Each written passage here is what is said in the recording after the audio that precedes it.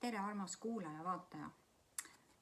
Uus nädal on ja sel nädalal on siis järjekord valgusteadlikkuse inspiratsioonikaardite käes. Ja teen reklaami nendele kaarditele. Need kaardid said loodud 2021 aasta lõpus mõttega ja vajadusega ja võib-olla universumi poolt juhendusega, et inimesel oleks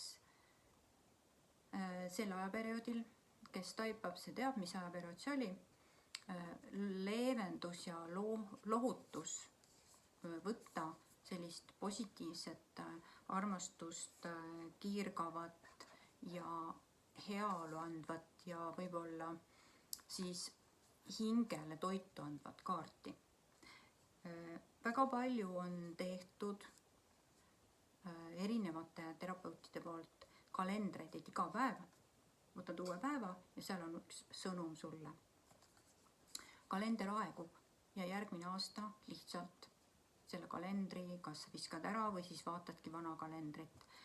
Aga valgusteadliku inspiratsioonikaardite mõte on see, et nad ei aegu mitte kunagi, vaid aastaid võtta siit kaardi, mis annab sulle sellise positiivse laengu ja hingele toitu, et olla iga päev siis rõõmus ja õnne ja rahulolu tundes.